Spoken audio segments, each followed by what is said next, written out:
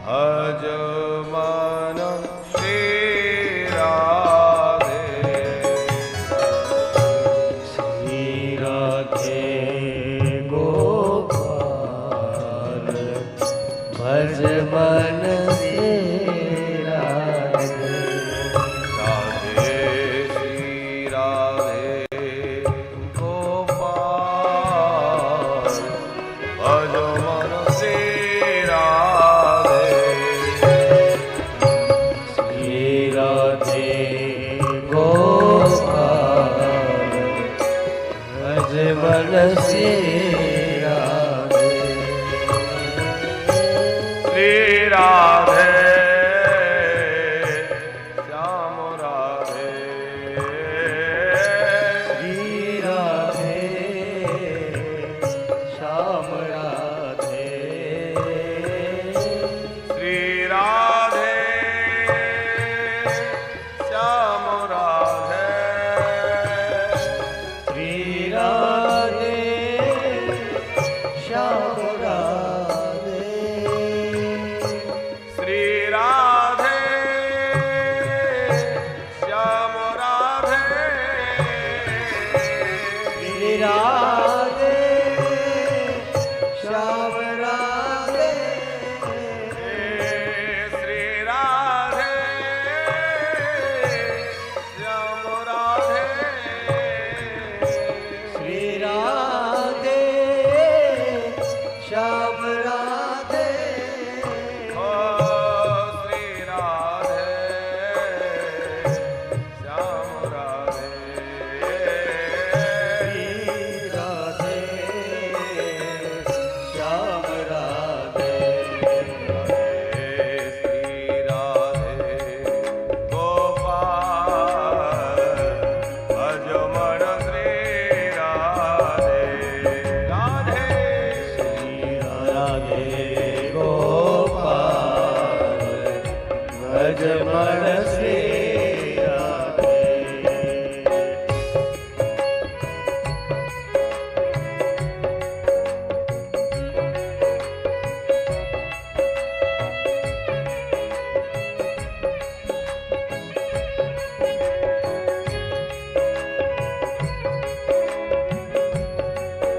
श्री राधे।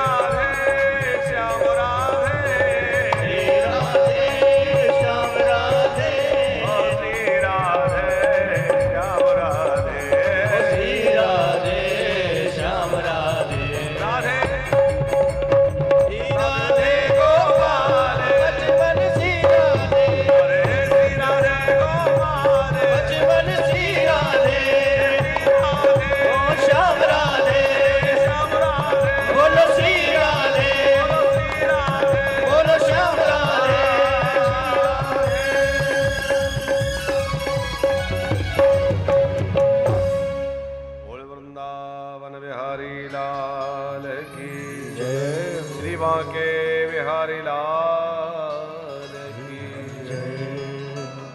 नंद नंदन के परम अनुग्रह से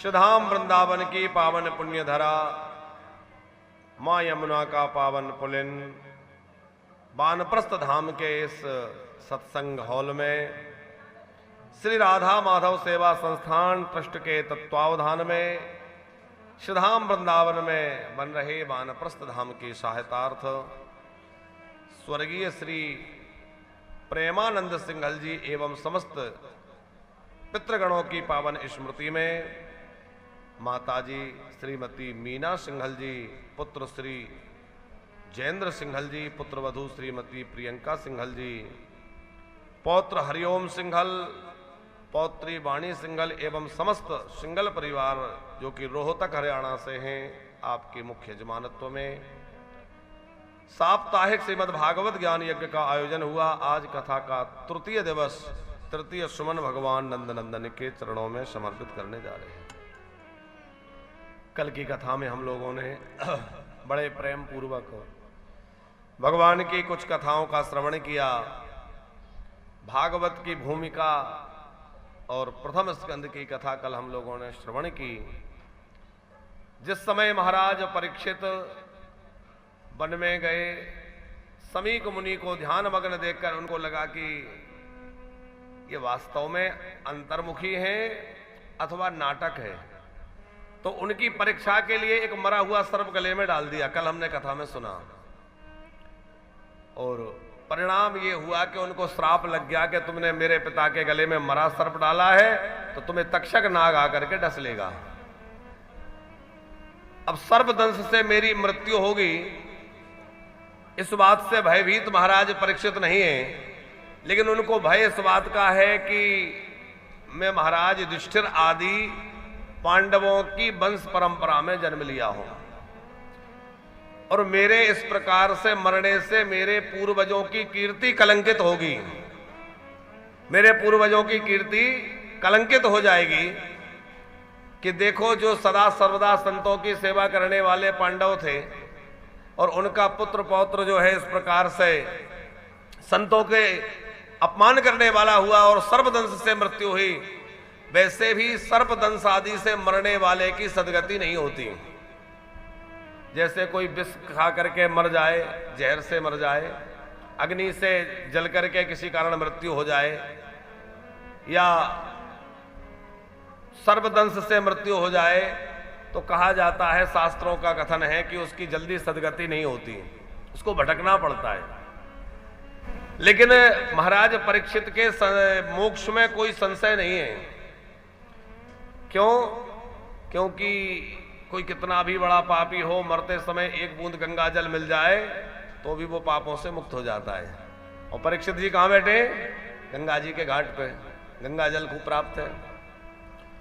मरते समय एक बार भगवान का नाम मुख से निकल जाए तब भी कल्याण हो जाता है, और परीक्षित तो निरंतर भगवान नाम जप कर रहे हैं तो भी कल्याण हो जाएगा। मरते समय एक किसी संत महापुरुष की दृष्टि हमारे ऊपर पड़ जाए, किसी एक भी महापुरुष का हमारे ऊपर अनुग्रह हो जाए तो पापी से पापी व्यक्ति भी मुक्त हो जाए। और परीक्षित को तो इतने महापुरुषों का सानिध्य, अनुग्रह, आशीर्वाद प्राप्त हो रहा है। फिर जिस परिवार में एक भी भगवत भक्त हो जाए वहां किसी की दुर्गति नहीं होती। और महाराज परीक्षित तो ऐसी दिव्य परंपरा में जन्म लिए हैं जहां परम भागवत श्री कुंती मैया, जिन्होंने भगवान के ब्रह में देह त्याग दी, महाराज धर्मराज, युधिष्ठिर, अर्जुन आदि आदि सब कितने बड़े भगवत भक्त हैं। द्रौपदी ऐसी भगवान की भक्ता है कि भगवान ने अपना नाम द्रौपदी को दे रखा है। द्रौपदी का एक नाम कृष्णा है। उत्तरा की ऐसी अनन्यता जो परीक्षित जी की मां है कि जब ब्रह्मास्त्र इनकी ओर आने लगा तो इन्होंने किसी और का नाम ही नहीं लिया, सीधा भगवान का स्मरण किया। ये अनन्यता का भाव है, मैं किसी और को नहीं, मैं तो केवल कृष्ण को जानती हूं। अनन्यास चिंतयन्ते माम ये जनः पर्युपास्यते। तो ऐसे भगवत परिवार, भगवत भक्त परिवार में जन्म लेकर परीक्षित की दुर्गति संभव नहीं है।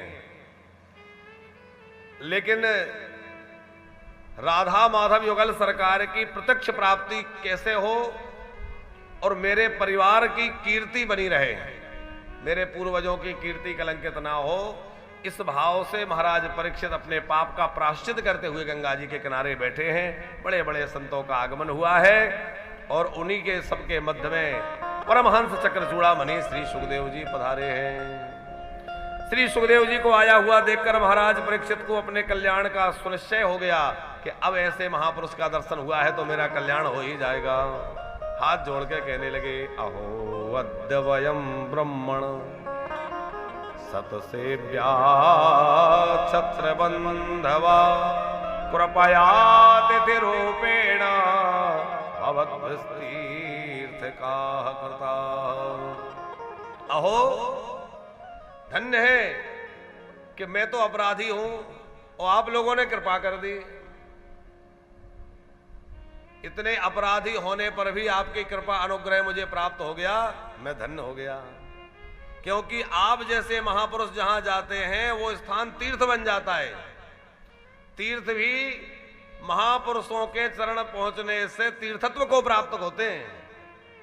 श्रीमद् देवी भागवत में कथा है सकल जी कि जब गंगा यमुना आदि को पृथ्वी पे आने के लिए कहा गया, गंगा सरस्वती आदि नदियों को, तो वो व्याकुल हो गई, बोले हम पृथ्वी पे जाएंगे, पापी लोग हम में स्नान करेंगे और वो पाप हमारे अंदर आएगा तो हम मलिन हो जाएंगे, तो उस पाप को हम कहां ले जाएं, हमारी शुद्धि कैसे होगी।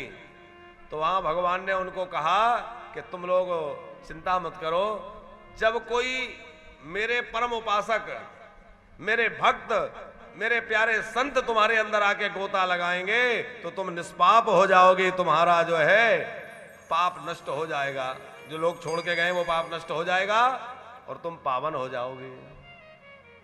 तीर्थों को भी तीर्थत्व प्रदान महापुरुष करते हैं।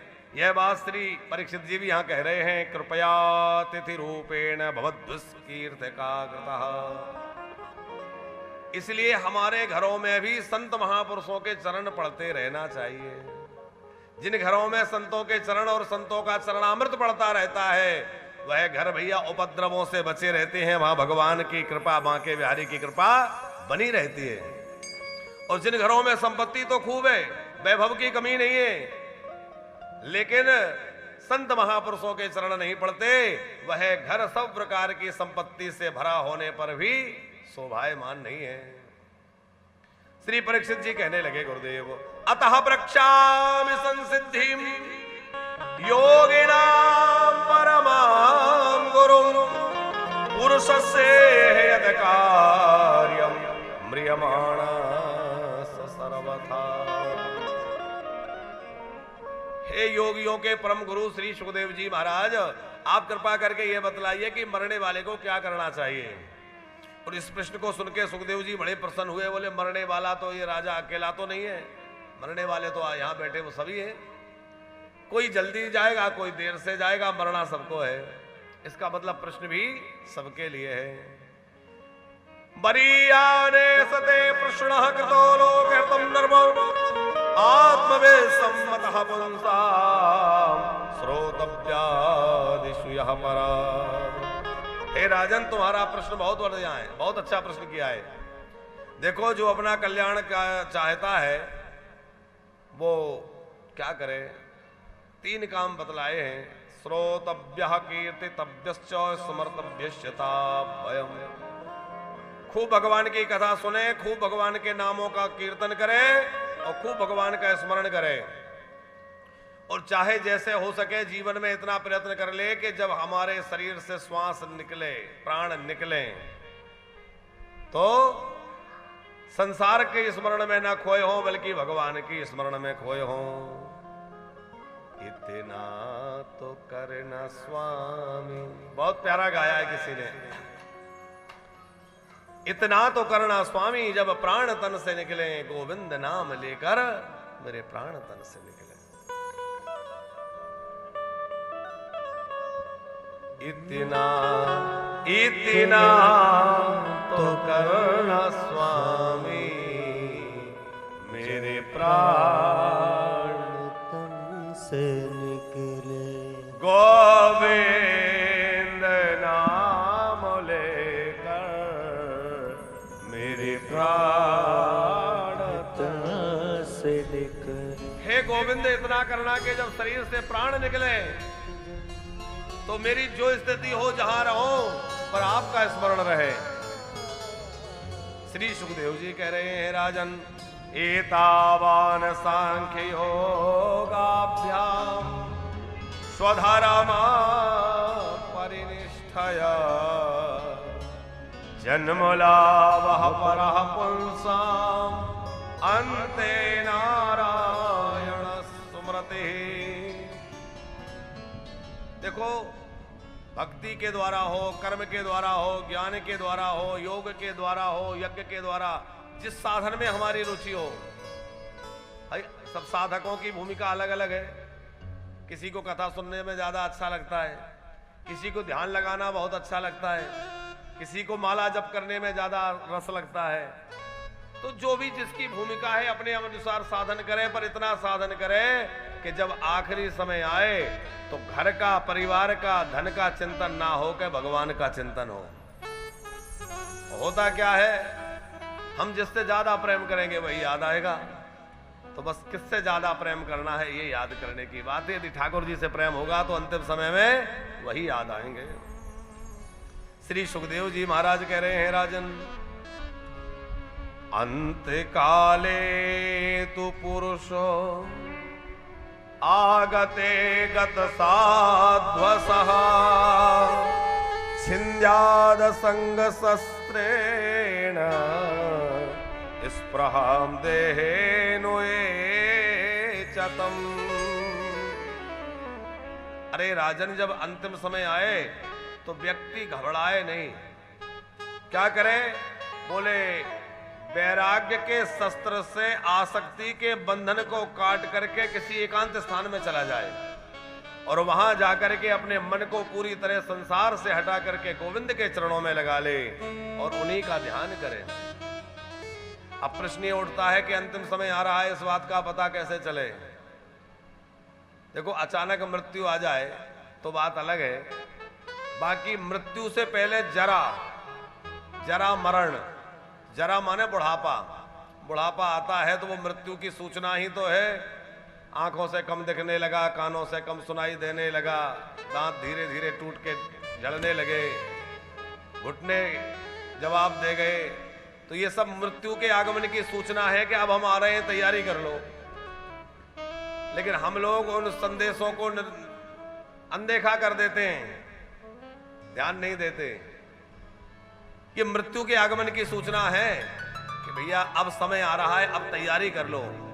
अरे 2-4 दिन की यात्रा पे जाना हो तो बड़ी तैयारी करना पड़ता है, और भैया हमेशा के लिए जिस यात्रा पे जाना है उसकी भी कुछ तैयारी कर लें कि आखिर जाना हमें वहां है? जितासनो जित श्वासो जित संगो जितेन्द्रियः स्थूले भगवतो रूपे मनः संधारय दिया। सुखदेव जी कह रहे हैं, राजन, पहले अपने आसन को जीतो। एक आसन से लंबे समय तक बैठने का अभ्यास होना चाहिए। आजकल हम लोग आसन लगा के बैठने में बड़े कमजोर हो गए, ज्यादा लंबा नहीं बैठ पाते। लेकिन आसन को जीत करके एक आसन से लंबे समय तक बैठने का अभ्यास होना चाहिए। फिर प्राणायाम के द्वारा श्वासों को जीतें, फिर जो है आसक्ति को जीतें, और फिर भगवान के या तो स्थूल रूप का ध्यान करें या सूक्ष्म रूप का ध्यान करें। तो परीक्षित जी ने पूछा, ये स्थूल रूप क्या है और सूक्ष्म रूप क्या है? बोले, भगवान के किसी एक स्वरूप में मन को लगा करके और एक ही रूप में एकटक लगा ध्यान लगाए रहना, सूक्ष्म रूप। श्री राम रूप, श्री कृष्ण रूप, श्री नरसिंह रूप, भगवान का कोई एक रूप। और स्थूल रूप क्या है? बोले, जितना जो कुछ दिखाई दे रहा है ये सब भगवान ही है। पेड़ दिखाई दे तो ऐसा समझा भगवान के रोम है, ये वायु भगवान की श्वास है, बादल भगवान के केस हैं, चंद्रमा भगवान का मन है, ये नदियां भगवान की नाड़ियां हैं। जितना जो कुछ दिख रहा है सब भगवान ही है, ऐसा मानना स्थूल रूप है। 14 लोक हैं, नीचे 7 हैं, ऊपर 7 हैं। भू भुवः स्वाहा महा जनः तपा सत्य, ये ऊपर के लोग हैं, और हम लोग नीचे ये भूलोक, इसके नीचे अतल वितल सुतल तलातल महातल रसातल और पाताल, ये नीचे के लोग हैं। तो ये जो 14 भुवन है जिनमें सबसे नीचे है पाताल, ये भगवान के पैरों का तलवा है। भगवान विराट नारायण के श्रीअंग में ही 14 भुवन है, तो भगवान के चरणों का तलवा क्या है? बोले पाताल। पाताल ही पाद मूलम पठंति पार्षणी प्रपदे रसातलम। पर धीरे धीरे सब अंगों में भगवान के ब्रह्मांड का, कि इस लोक में ये अंग, इस लोक में ये अंग, और सत्यलोक जो है भगवान का ये ऊपर वाला हिस्सा है, मूर्धनी। तो ये 14 भुवनात्मक जो ब्रह्मांड है ये भगवान का ही श्रीअंग है, ऐसा अनुभव करना चाहिए। प्रक्रम मुक्ति सद्यो मुक्ति का वर्णन है, कौन से देवता की उपासना से क्या मिलता है इसका वर्णन है। फिर सुखदेव जी से परीक्षित राजा ने प्रश्न किया, गुरुदेव भगवान सृष्टि का विस्तार कैसे करते हैं, भगवान ने इस दुनिया को कैसे बनाया। इतना सुनते ही सुखदेव जी ने भगवान का स्मरण किया। देखो पहले प्रश्न किया था कि मनुष्य को क्या करना चाहिए, तो सीधा सीधा बोलना शुरू कर दिया कि कथा सुने, कीर्तन करे, स्मरण करे। अब पूछा है कि भगवान कैसे सृष्टि का विस्तार करते हैं, भगवान ने ये दुनिया कैसे बनाई, तो भगवान ने सृजन कैसे किया, यह बात सुखदेव जी सुनाने से पहले भगवान का ध्यान किए। बहुत सुंदर मंगलाचरण सुखदेव जी ने किया है, क्योंकि भगवान की लीलाओं का गायन बिना भगवान की कृपा के नहीं हो सकता। जब तक भगवान न कृपा करें तो चिन्मय उनकी लीलाओं को कोई अपने प्राकृत रूप से गा नहीं सकता। वही परमात्मा अंतर्यामी अंदर आकर विराजमान हो और वही शक्ति सामर्थ्य देके और वही कुछ कहलवाएं, वही कहा जा सकता है। इसलिए भगवत लीलाओं का गान करने के लिए सुखदेव जी ने पहले भगवान का स्मरण किया। नमः परस्मै पुरुषाय भूयसे सदद्भवस्थान निरोध लीलया गृहीत शक्ति प्रत्याज देहिनाम अंतर्भवायानुपलक्ष्य वर्तमने। बहुत सुंदर भगवान का स्मरण किया और फिर सुनाया कि भगवान इस दुनिया को कैसे बनाते हैं। अब वैज्ञानिकों ने तो अलग अलग ढंग से अपना अनुमान लगाया है, लेकिन वैज्ञानिक अपनी जगह सही है और हमारे शास्त्र भी अपनी जगह सही हैं। हम वैज्ञानिकों को भी गलत नहीं कह सकते, क्योंकि वैज्ञानिकों ने आज इतनी खोज की है, उनको गलत कैसे कहा जा सकता है, संभव नहीं है गलत कहते। आज घर बैठे लोग कथा सुन रहे हैं, इतना सब संचार व्यवस्था और दुनियादारी चल रही है, तो वैज्ञानिकों की ये सब रिसर्च है, उपलब्धियां हैं। लेकिन जहां विज्ञान नहीं पहुंच पाया, अध्यात्म वहां से शुरू होता है। इसलिए यह कहना कि साहब विज्ञान के अनुभव में नहीं आया तो यह गलत होगा, ऐसा कहना गलत है, क्योंकि विज्ञान अभी वहां पहुंचा नहीं है और हो सकता है प्रयत्न करता रहे तो पहुंच जाए। लेकिन यह कहना कि जो विज्ञान के अनुभव में नहीं आया वो है ही नहीं, तो यह तो सर्वथा असत्य होगा, क्योंकि अभी हो सकता है आगे बढ़ करके उसको और समझा जा सके। तो जैसे ग्रहों की स्थिति क्या है, ग्रहों का वर्ण कैसा है, ये विज्ञान ने अब पता किया है, 10-50 साल से ही तो पता किया है कि मंगल कैसा है, बुध के यहाँ क्या स्थिति है, उसका आकार कितना है, उसकी गति कितनी है। हमारे ऋषि महर्षियों ने लाखों वर्ष पहले ज्योतिष आदि शास्त्रों में लिख दिया कि किस ग्रह की गति कितनी है, उसका आकार कितना है, उसका रंग कैसा है, उसका स्वरूप कैसा है, लिख दिया कि नहीं। तो हमारे ऋषि मुनियों का जो गणित है, रिसर्च है, वो बहुत उन्नत थी। धीरे धीरे अब वैज्ञानिक भी उस ओर बढ़ करके और नए नए अनुसंधान कर रहे हैं और बहुत सारी चीजें उपलब्धियां प्राप्त हो रही हैं। आज विज्ञान ने बहुत विकास किया है। पर सृष्टि का सृजन कैसे हुआ, इस बात को हमारे श्रीमद् भागवत के अनुसार समझें। हम लोग के भागवतकार क्या कहते हैं कि विस्तार कैसे हुआ, क्योंकि यहां तो ये माना जाता है कि मनुष्य तो पहले बंदर था। ये बात हम इसलिए कह रहे हैं, ऐसा कहा जाता है ना, मनुष्य पहले बंदर था। और यहां श्रीमद् भागवत में तो सिंगल जी वर्णन है कि पहले मनुष्य मनुष्य ही था, शुरू से मनुष्य रहा, बंदर बंदर ही रहा और वो आज तक बंदर है? जब भगवान ने एक से अनेक होने की इच्छा की कि मैं एक से अनेक बन जाऊं, एको हम बहुत श्यामा, तो एक से अनेक कैसे बने? तो वह ज्योति स्वरूप परम ब्रह्म जो एक सनातन स्वरूप में, ज्योति स्वरूप में थे, उन्होंने अपने से प्रकृति को भिन्न किया। तो पहले कहीं कुछ भी नहीं था, सब शून्य था, केवल एक ज्योति रूप में परम ब्रह्म ही थे। उस परम ब्रह्म जो है निराकार स्वरूप में थे, उन्होंने सृष्टि का सृजन करना चाहा तो अपने से प्रकृति को प्रकट किया, भिन्न किया। अब पुरुष और प्रकृति दो हो गए, वह परम पुरुष और प्रकृति। उस प्रकृति को पुरुष ने देखा तो उसमें क्षोभ हुआ, उससे महतत्व की उत्पत्ति हुई। महतत्व से त्रिविध अहंकार हुआ, सत्वगुण, रजोगुण, तमोगुण। सत्वगुण के द्वारा इंद्रियों के अधिष्ठात्र देवता हुए, तमोगुण के द्वारा पंच महाभूत हुए। पंच महाभूत कौन कौन से हैं, कितने लोगों को पता है? पंच महाभूत किन्हें कहते हैं? पृथ्वी, जल, अग्नि, वायु और आकाश, ये पंच महाभूत हैं। फिर इनकी पंच तन्मात्राएं हैं, रस, रूप, शब्द, गंध, स्पर्श, ये पांच इनकी तन्मात्राएं हैं। तो ये तमोगुण के द्वारा उत्पन्न हुए। पृथ्वी का मुख्य गुण जो है वो गंध है, जल का जो मुख्य गुण है वो रस है, अग्नि का गुण रूप है, वायु का गुण स्पर्श है और आकाश का गुण शब्द है। इस तरह से पंच महाभूत और उनके ये गुण अथवा तन्मात्राएं प्रकट हुए। फिर रजोगुण के द्वारा पांच कर्मेंद्रिय, पांच ज्ञानेंद्रिय और प्राण, ये 11 तत्व हुए। सत्वगुण के द्वारा इंद्रियों के अधिष्ठात्र देवता, ये सभी तत्व प्रकट होकर के भी कुछ नहीं कर पा रहे थे, निष्क्रिय थे। तो उस परम ब्रह्म ने इन सबको एक जगह इकट्ठा किया और एक पिंड बनाया। उस पिंड में वह ब्रह्म प्रविष्ट हुआ तो इसका नाम हो गया ब्रह्मांड। अंडे के रूप में वो पिंड बना, उसमें वह ब्रह्म प्रविष्ट हुआ।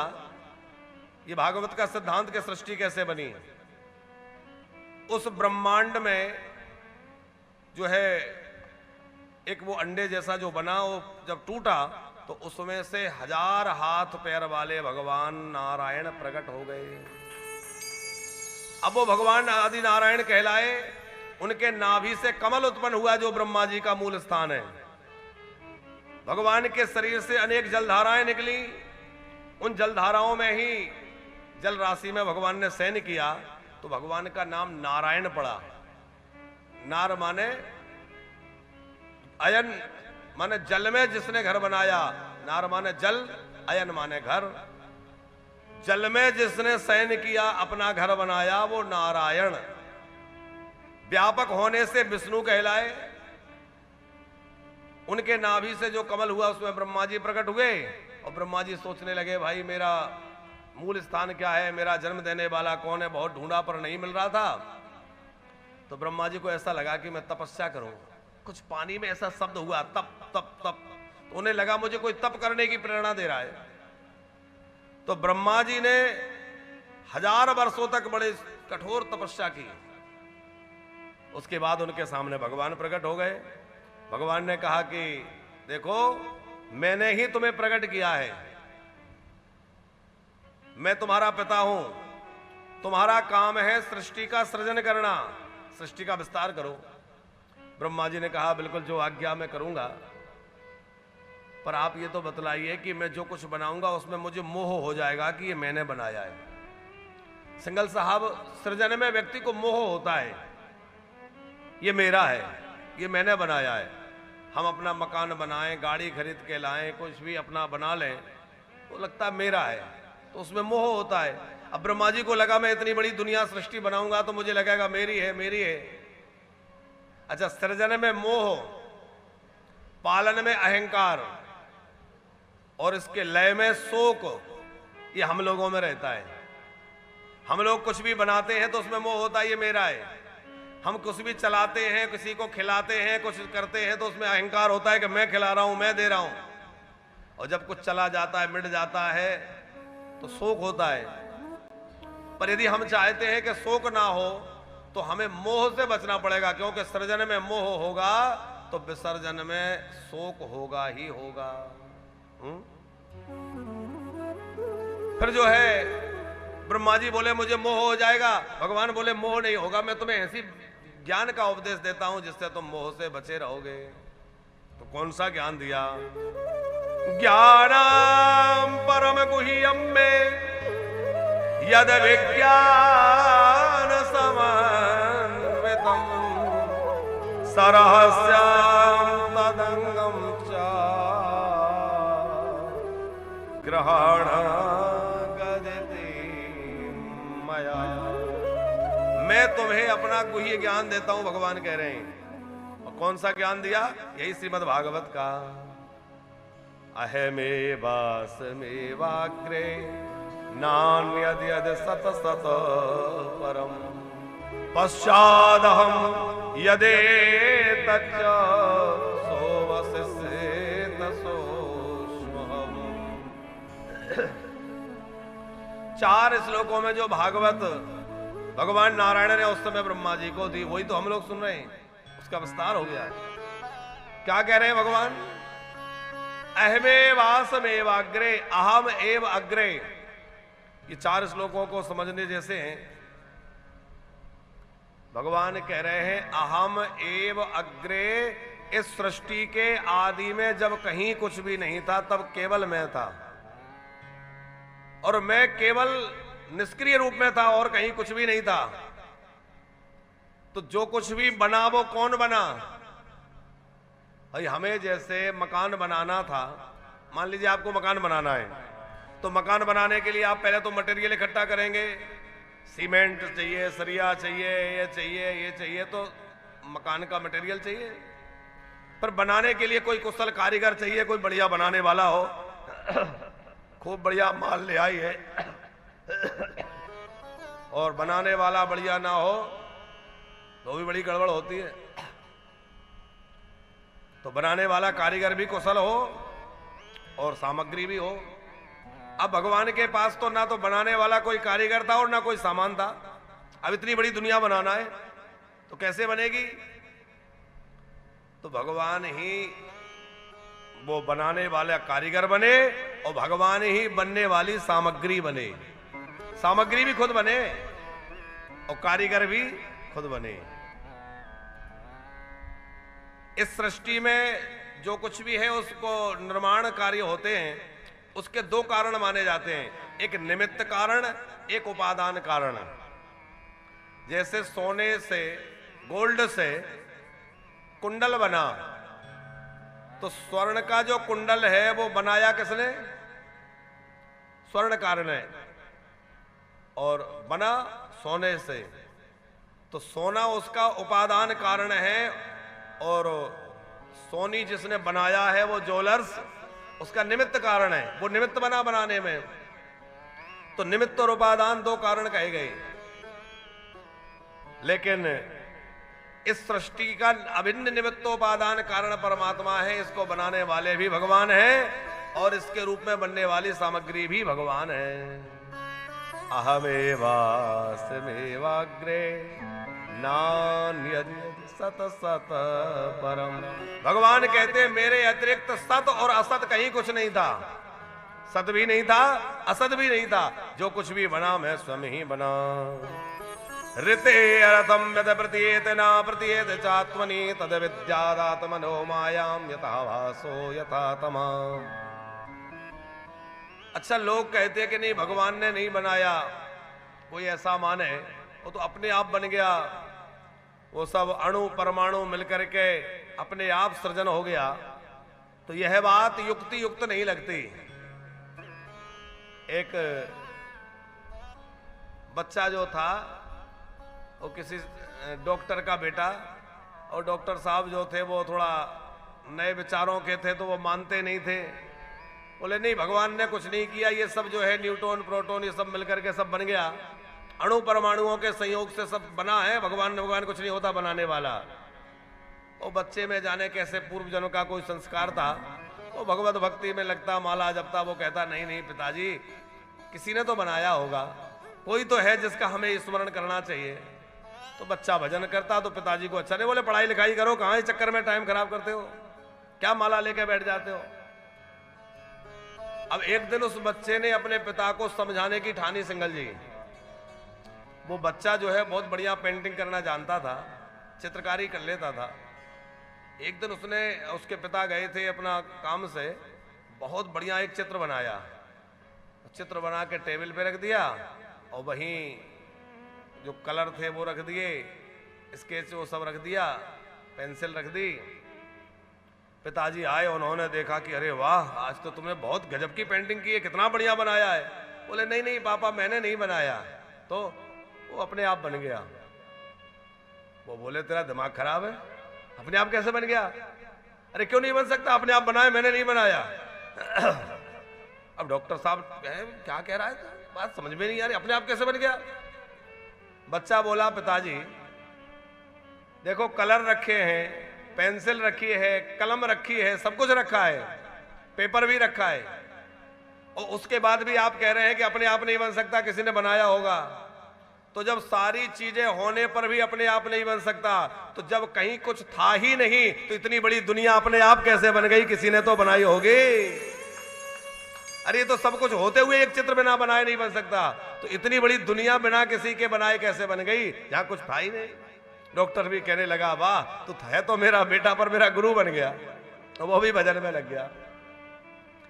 तो भैया ये सृष्टि ऐसे ही नहीं चल रही है। कितने जो है नक्षत्र, उल्का पिंड, तारा सब घूम रहे हैं, और एक आके पृथ्वी से टकरा जाए, खेल खत्म हो जाएगा कि नहीं? लेकिन कौन रोक रहा है इन सबको? कौन इनका संतुलन बनाए हुए है? समय पे वर्षा होना, समय पे गर्मी होना। अब ये गर्मी हर वर्ष बढ़ती जा रही है, लगभग थोड़ा थोड़ा टेम्परेचर हर वर्ष बढ़ते ही जा रहा है। तो ये तो हम आप लोगों की ही देन है? हम लोगों ने पर्यावरण की सुरक्षा का कोई इंतजाम किया नहीं, पर्यावरण की ओर ध्यान देते नहीं। बातें तो पर्यावरण की कर लेते हैं, और पेड़ लगा के फोटो खिंचवा के सेल्फी भी डाल देते हैं। लेकिन अच्छा, उससे अच्छा तो यह था कि कम से कम वो पौधा बेचारा नर्सरी में पल तो रहा था। सिंघल साहब, नर्सरी में पल रहे पौधे को लोग केवल इसलिए खरीद लाते हैं कि हम 5 पेड़ 10 पेड़ लगा के और सेल्फी खिंचवा के और सोशल साइट्स पे अपलोड कर दे, बाद में वो सूख जाए तो सूख जाए, फिर कोई ध्यान नहीं। हम कहते इससे अच्छा तो भैया वो वहीं नर्सरी में पड़ा था। आज हम लोग हर जगह एसी लगा रहे हैं, एक एक बिल्डिंग में कितने कितने एसी लगे, तो उनकी जो गर्मी है वो भी तो पर्यावरण को, वाहनों की गर्मी है, एसी की गर्मी है, दुनिया के प्रदूषण की गर्मी है, फैक्ट्रियों की गर्मी है, और ऐसे ही गर्मी बढ़ती गई तो आप विचार करिए आगे क्या हालत होगी। इसलिए हम लोगों को देखो पर्यावरण में भी सुधार के लिए क्या हम कर सकते हैं। अभी हमने एक विचार रखा है लोगों के बीच में, और उसके लिए हम आगे सोच रहे हैं दृढ़ता से कार्य कराएं कि हर व्यक्ति अपने जन्मदिन के समय पे एक पेड़ लगाए। प्रत्येक व्यक्ति के संकल्प ले कि मैं अपने प्रत्येक जन्मदिन पर एक पेड़ लगाऊंगा। 10 मत लगाइए, 1 लगाइए, लेकिन ये जिम्मेवारी के साथ लगाइए कि मैं उसको सूखने नहीं दूंगा, उसकी सुरक्षा करके कम से कम 5 वर्षों तक उसका पालन करूंगा, ताकि वो बड़ा हो जाए। केवल लगा देने से थोड़ी काम चल जाएगा, उसकी बाड़ी लगाना, उसमें पानी डालना, उसको थोड़ा बड़ा होने देना। 5 वर्ष में तो वो बढ़िया जड़ पकड़ जाएगा, बड़ा हो जाएगा, फिर अपने आप ठीक हो जाएगा। तो हम अपने हर जन्मदिन में एक पेड़ भी लगाने लग जाएं तो कितने पेड़ लग जाएंगे हैं? और अभी एक और नियम हम बना रहे हैं कि बाहर की जो कथाएं होती हैं, यहाँ तो पेड़ हमारे वानप्रस्थ धाम के आश्रम में स्थान में लगी रहे हैं, लेकिन बाहर जो कथाएं होती हैं तो जहां जहां कथा हो वहां एक बरगद का पेड़ लगवाया जाए। तो जहां कथा होगी वहां 7 दिन कथा हुई, वहां एक बरगद का पेड़ लगवाए। अब वो पेड़ लग जाएगा तो क्या होगा, वहां लोगों को याददाश्त रहेगी भैया ये बरगद तब लगा था जब हमारे यहाँ भागवत हुई थी। तो एक तो वो स्मृति बट हो गया, नाम रख दिया स्मृति बट, तो स्मरण दिलाएगा कि हमारी कथा जहां हुई थी, भागवत हुई थी, वृंदावन से महाराज जी आए थे तब ये पेड़ लगा था। और ऐसे ही कर करके कितने पेड़ लग सकते हैं। तो किसी भी तरह हम लोग पर्यावरण की सुरक्षा के लिए आगे बढ़ें। तभी तो भैया पर्यावरण ठीक ठाक रहेगा, है? और नहीं तो आने वाले समय में हम अपने बच्चों को क्या दे के जा रहे हैं? संपत्ति तो खूब दे जा रहे हैं, पर वो रहेंगे कैसे? और सिंघल जी, महत्वपूर्ण ये नहीं है कि हमारे पूर्वज हमें क्या दे गए थे, ये बहुत महत्वपूर्ण है कि हम अपने आने वाली पीढ़ी को क्या दे के जाएंगे। अरे हमारे पूर्वज तो हमें बहुत कुछ दे के गए थे, बड़ी विरासत मिली है, लेकिन हम भी तो कुछ ऐसा करें कि आने वाली पीढ़ी को केवल संपत्ति से उनका कल्याण नहीं हो जाएगा, उनको कुछ ऐसा दे के जाएं जिससे उनका जीवन खुशहाल रहे, उनका जीवन समृद्ध रहे। तो बिना बनाए कुछ नहीं बन सकता। ये सृष्टि का जो क्रम चल रहा है, तारा मंडल ग्रह चक्र आदि आदि जो घूम रहा है, ये कौन चला रहा है? परमात्मा चला रहा है। पर उसी की माया है। यथा महन्ति भूतानि भूतेषु चावचेस्वनो प्रविष्टानि प्रविष्टानि तथा ते सुनते स्वाम एतावदेव जिज्ञासम तत्व जिज्ञासुनात्मना अनवय व्यतिरेकाभ्याम यत् स्यात् सर्वत्र सर्वदा। भगवान की माया के कारण ही यह असत जगत भी सत्य प्रतीत हो रहा है, और सत्य होते हुए भी परमात्मा असत लगता है। ये माया का कारण है। ये भगवान इस चतुश्लोकी भागवत में कह रहे हैं। फिर जो है श्रीमद् भागवत के 10 लक्षणों की चर्चा है। भागवत में 10 लक्षण हैं। कौन कौन से हैं? अत्र सर्गो विसर्गश्च स्थानम पोषणे ऊतया मनवंतरे ईशान कथा निरोधो मुक्तिराश्रय। ये भागवत जी के 10 लक्षण हैं। सर्ग, विसर्ग, स्थान, पोषण, ऊती, मनवंतर, ईशानु कथा, निरोध, मुक्ति और आश्रय, इन लक्षणों से भागवत समन्वित है। आगे तृतीय स्कंद में विदुर जी का प्रसंग है। सुखदेव जी ने कहा कि जैसा सृष्टि का क्रम मैं तुम्हें सुना रहा हूं, ऐसे ही राजा, ऐसे ही विदुर जी को जो है मैत्रेय जी ने सुनाया था। तो राजा परीक्षित कहने लगे कि आप मुझे विदुर जी का चरित्र सुनाइए।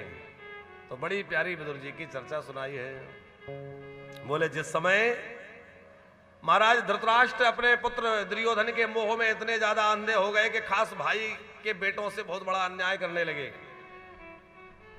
और भाई के बेटों से अन्याय कर रहे थे। राजा को तो समदर्शी होना चाहिए, न्यायप्रिय होना चाहिए। जब धृतराष्ट्र का अन्याय विदुर जी से सहन नहीं हुआ, तो एक दिन अकेले में विदुर जी ने समझाया। विदुर जी बोले देखो, एक तो आप राजा हैं, मेरे बड़े भाई हैं, मैं आपको समझा रहा हूं, देखिए आप ऐसा कोई काम मत करिए जिससे आपको आगे चल के पछताना पड़े। क्योंकि दुर्योधन जो है ये तो निश्चित ही पाप का ही स्वरूप है, ये अधर्म ही करता है। पर आप तो अधर्म मत करिए, आप विवेक से काम लीजिए कि आपको क्या करना चाहिए। नहीं तो आने वाले समय में आपको जो है युगों युगों तक गालियां मिलेंगी। देखो जो गलत कार्य करता है वो उस समय तो कर लेता है, पर आने वाले समय में लंबे समय तक उसको बुराई सहनी पड़ती है। और भैया अच्छा काम करने वाला हो सकता है उस समय थोड़ा परेशान रहे, पर आगे उसका नाम जो है अमर हो जाता है कि उसने अच्छा कार्य किया है, उसका नाम आगे हमेशा आदर से लिया जाता है। तो गलत कार्य करने वाला व्यक्ति थोड़े समय के लिए तो अपना सुख का अनुभव कर लेता है, लेकिन वो सुखी नहीं हो सकता। और बहुत लोगों की यही शिकायत रहती है। बहुत लोग आते हैं, कहते महाराज जी हम बिल्कुल सही सही बिजनेस करते हैं, बिल्कुल नियम से धर्म से चलते हैं, खूब पूजा पाठ भी करते हैं, हम हमेशा परेशान रहते हैं, हमारा पड़ोसी सब उल्टे सीधे धंधे पानी करता है, सब ऐसा करता है, खूब पैसा है, हम एक ही गाड़ी में घूम रहे हैं उसके 4 आ गई। ऐसा लोगों को रहता है। लेकिन भैया वो संपत्ति वो सब थोड़े समय के लिए है, थोड़े दिन तो उनको लगेगा, उसके बाद सब नष्ट हो जाएगा। और यदि आप सच्चाई के सत्य के मार्ग पर चले हैं तो सत्य के मार्ग पर चलने वाला थोड़े समय के लिए परेशान हो सकता है, लेकिन पराजित नहीं हो सकता। उसका जीवन निश्चित ही सुखमय होगा और आगे जाके उसकी कीर्ति स्थापित होगी। शेष दोषा पुरुषा विडास्ते ग्रहान प्रविष्टोयम अत्यमत्या पुष्णानि कृष्णाद्विमुखो गतश्री त्यजास्व शैवम बोले कौशलाय।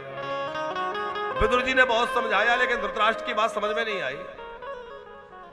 उल्टे दुर्योधन जो है विदुर जी को ही गालियां देने लगा। विदुर जी ने कहा ऐसी जगह रहना ही नहीं चाहिए जहां अन्याय हो रहा हो, जहां गलत होता हो वहां रहो ही मत। क्योंकि जहां तक हो सके लोगों को सही रास्ते पे लाने का प्रयत्न करा, पर वो सही पे ना आए तो कम से कम हम तो सही पे चले, उनके चक्कर में हम ना फंस जाएं कीचड़ में। विदुर जी निकल के चले गए, अपने मंत्री पद को छोड़ दिया और गंगा जी के घाट पे जाके कुटी बना के रहने लग गई। दोनों पति पत्नी खूब प्रेम से भजन करने लग गए और वृंदावन बिहारी नटवर नंद किशोर के चरणों में मन लगा के खूब स्मरण करते रहे और राधा रमण के चरणों में यही भाव बना रहे। हम लोगों का भी यही भाव बना रहे कि हे नटवर नंद किशोर, हमें भी अपने चरणों से दूर न करना और कभी हमें भी ब्रज का वास देना। हो मेरे मन बस गया नंद किशोर,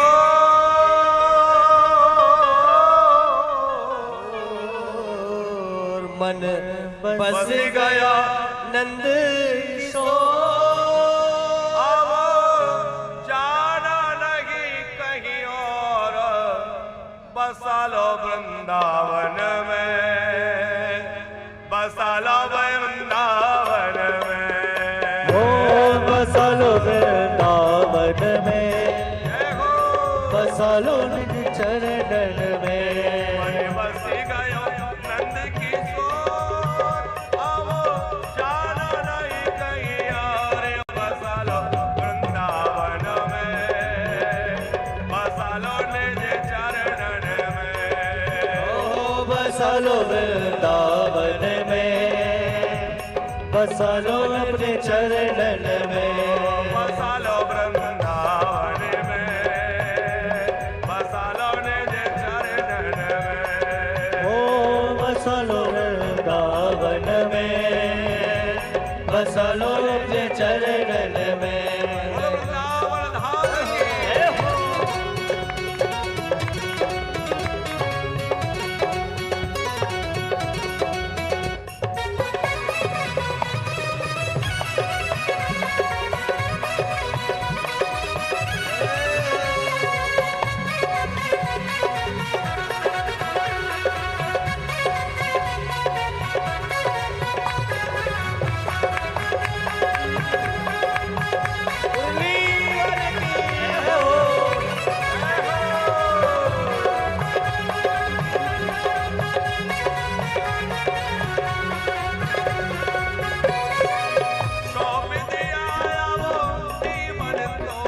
सौंप दिया अब जीवन तो है, राखो जही विधि रहना मोहे, राखो जही विधि रहना मोहे। दर पे हो तेरे दर पे हो, तेरे दर पे पड़े सब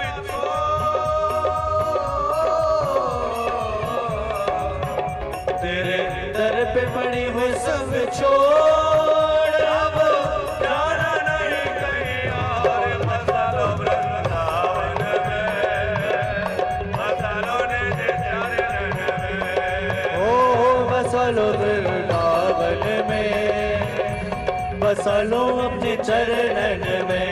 मन बस गयो नंद किशोर,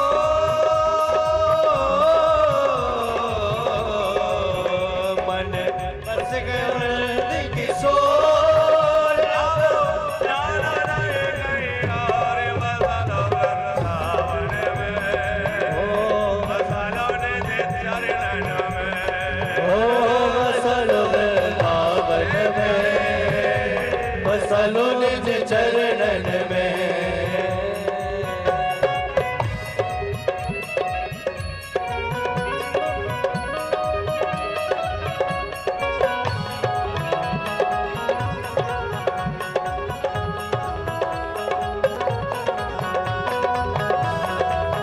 वृंदावन धाम की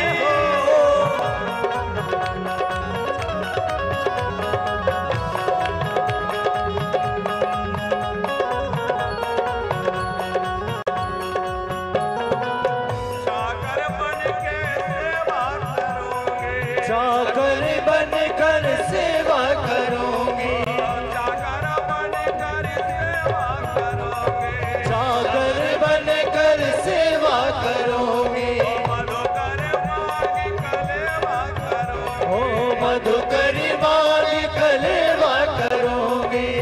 मधुकरी समझते हैं आप लोग?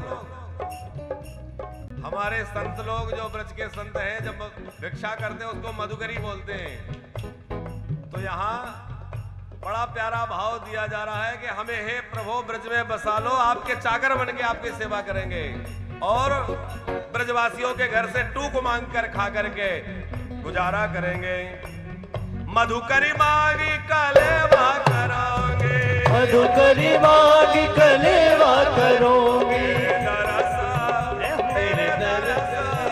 तेरे दरस करो उठ भो,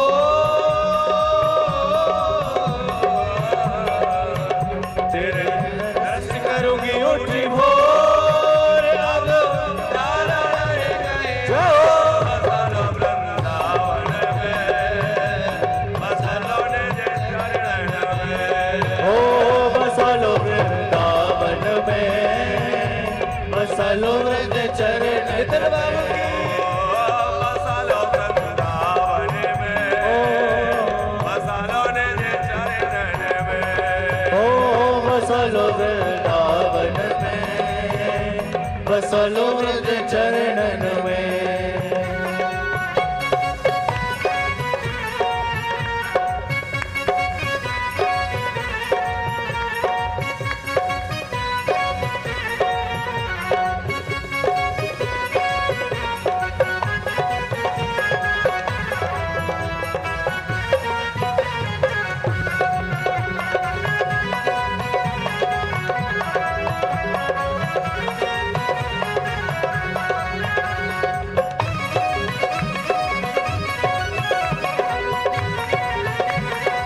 जय हो राधे। जय हो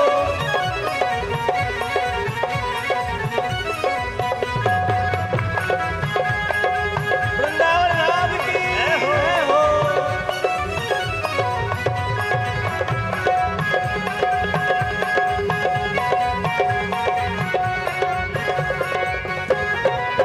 अरज मेरी मंजूर करना, अर्ज मेरी मंजूरी करना, वृंदावन से दूर न करना, वृंदावन से दूर न करना, वृंदावन से दूर न करना। वृंदावन से दूर न करना। जय हो कहे मधुप हरि कर जो,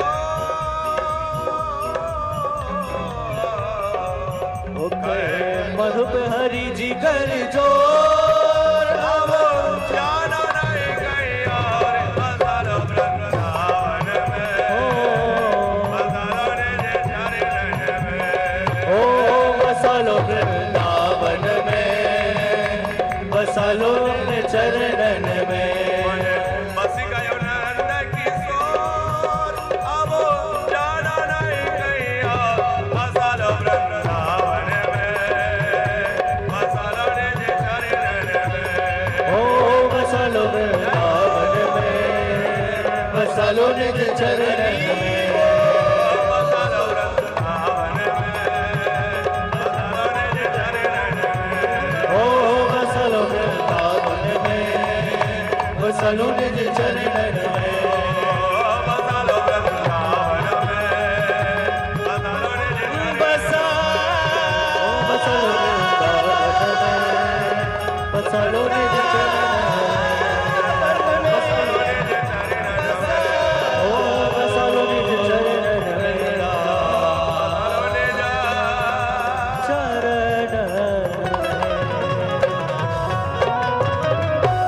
बोलो वृंदावन बिहारी लाल की, कि वृंदावन से दूर न करना, वृंदावन से दूर न करना। अरज मेरी मंजूर करना, अर्ज मेरी मंजूर ये करना। कहे मधुप हरि जी कर जोर। अब जाना नहीं कहीं और, बसा लो वृंदावन में, बसा लो निज चरण में, बसा लो वृंदावन में, बसा लो